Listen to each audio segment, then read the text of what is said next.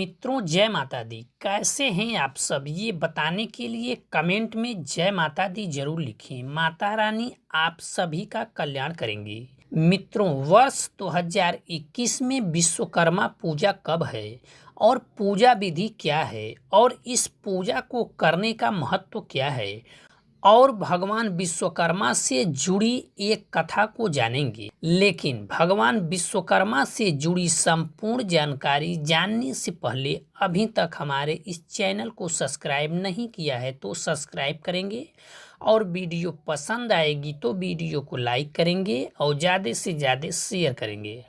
मित्रों, हिंदू पंचांग के अनुसार हर साल विश्वकर्मा पूजा 17 सितंबर यानी कन्या संक्रांति के दिन मनाया जाता है।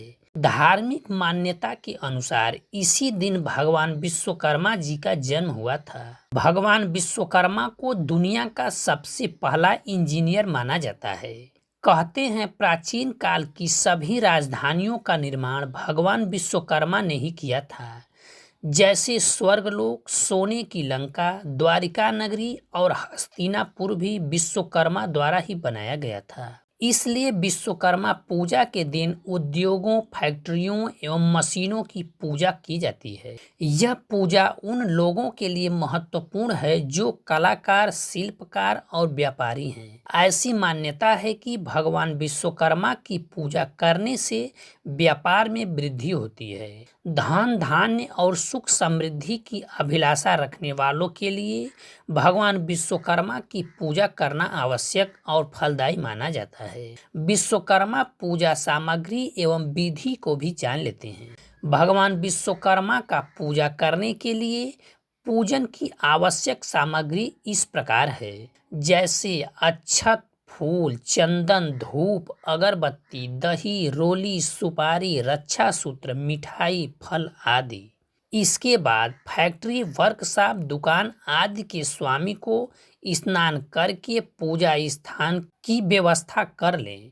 इसके बाद फैक्ट्री, वर्कशॉप, दुकान आदि के स्वामी को स्नान करके पूजा के स्थान पर बैठना चाहिए और कलश रखने की जगह पर अष्टदल की रंगोली बनाकर फिर पूरे विधि विधान से कर्मानुसार स्वयं या फिर अपने पंडित जी के माध्यम से पूजा करना चाहिए। ध्यान रहे कि पूजा में किसी भी प्रकार की शीघ्रता भूल कर भी न करें और भगवान विश्वकर्मा की पूजा करते समय इस मंत्र का जाप करें और इस कथा को सुने या फिर पढ़ें।